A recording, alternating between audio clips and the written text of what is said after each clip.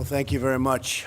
It's a great honor to have everybody and some of the great people in the world of business. Many of you I know, many of you I know from reading all of our wonderful magazines and business magazines in particular. So it's an honor to have you with us today.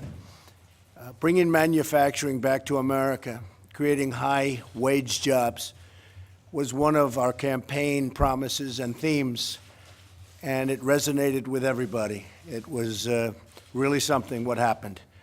States that hadn't been won in many, many years they came over to our fold. A lot of it had to do with the jobs and other reasons, but jobs. And I'm delivering on everything that we've said. In fact, people are saying they've never seen so much happen in 30 days of a presidency. We've delivered on a lot. And I think Mark can explain, and Mark can probably say some of the things we're doing for the auto industry. We're going to be doing that for many of the industries. As you know, the United States lost 1/3 of our manufacturing jobs since NAFTA. That's an unbelievable number and statistic. And 70,000 factories closed since China joined the WTO. 70,000 factories.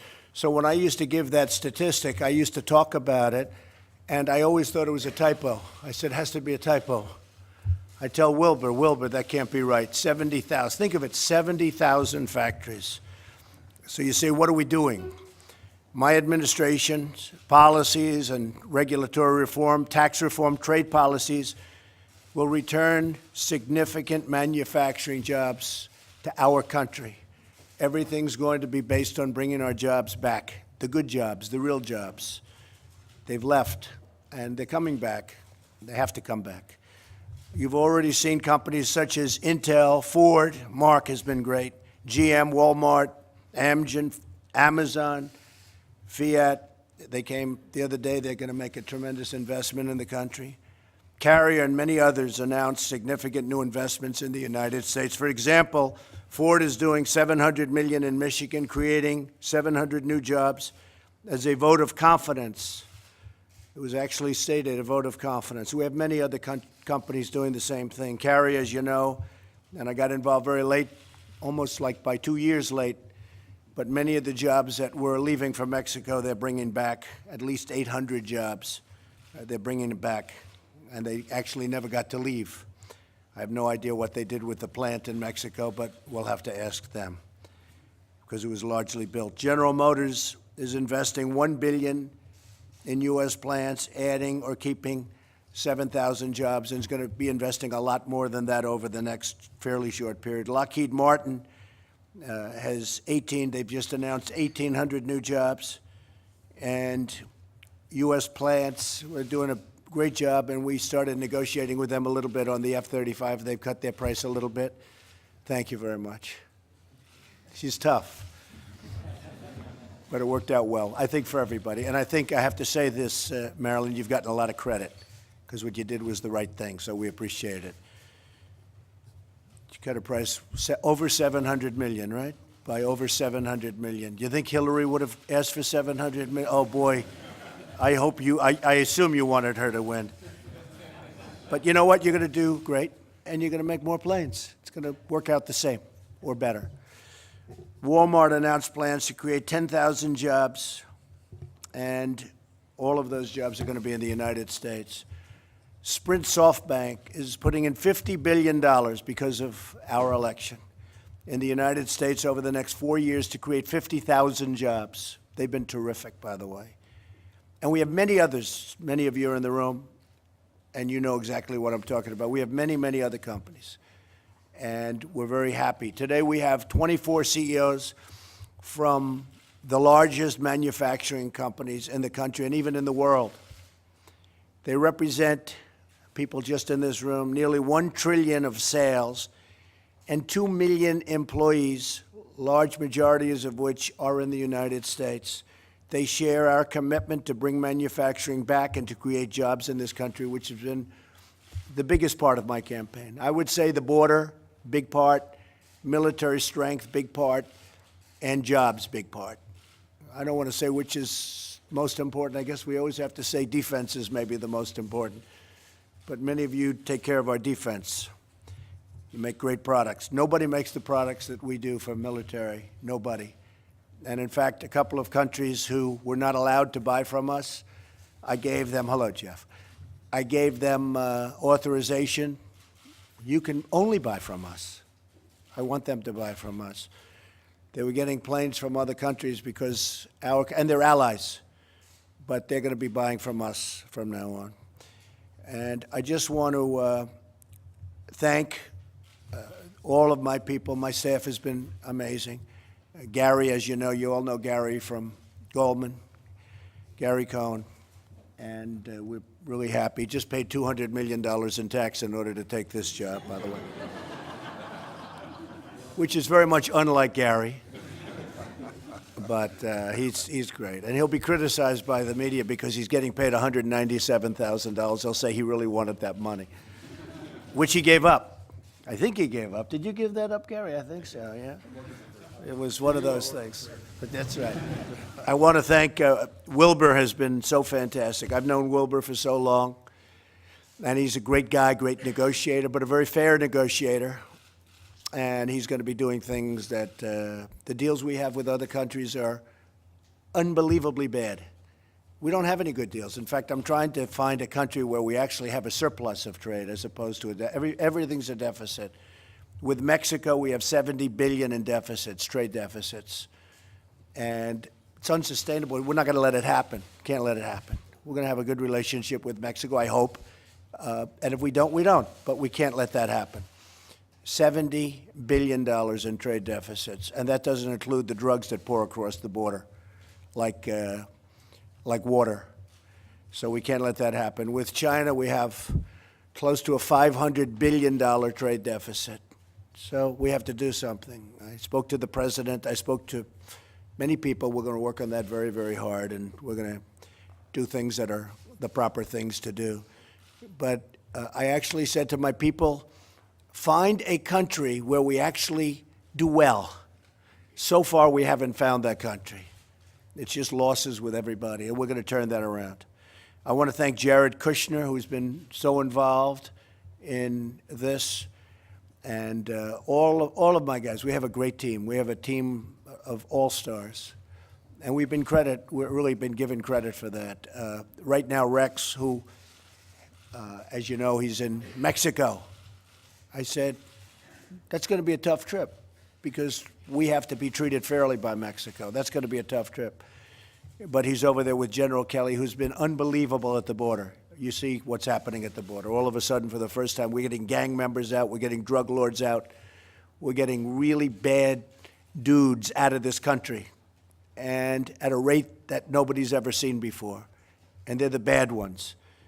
And it's a military operation because what has been allowed to come into our country, when you see gang violence that you've read about like never before and all of the things, much of that is people that are here illegally. And they're rough and they're tough, but they're not tough like our people. So we're getting them out.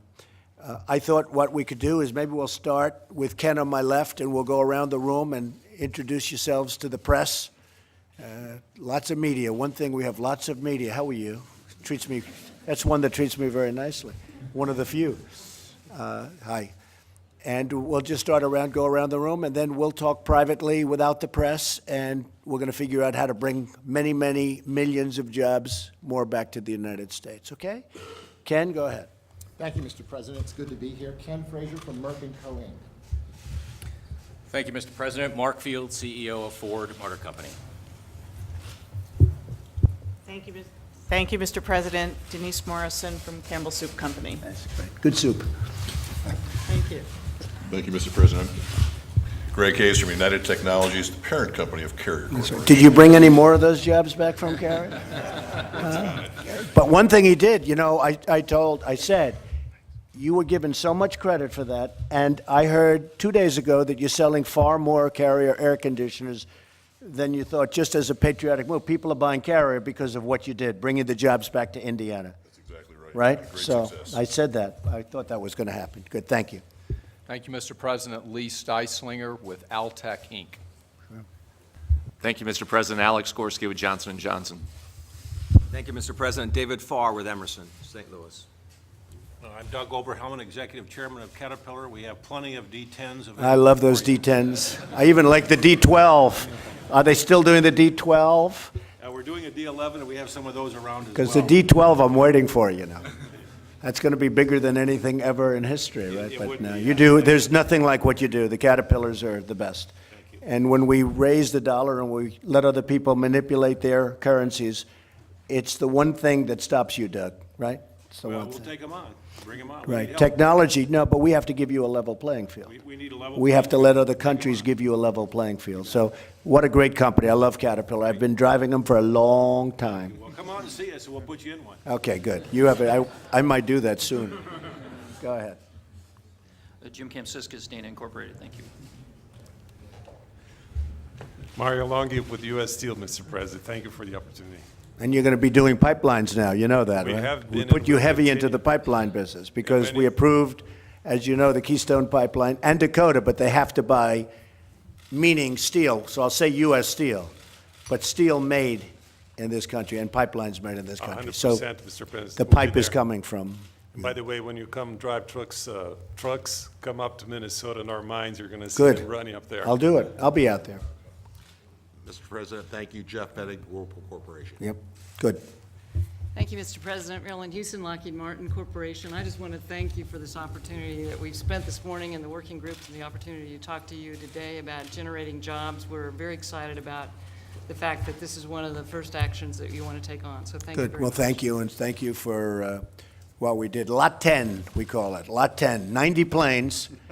It was 90 planes out of 3,000, but it was not doing so well, and now it's doing great, right? That's right, Mr. President. Okay, And good. we welcome you to Fort Thank Worth you. to see those aircraft on the production line. Good, very Thank good. you. Thank you, Marilyn.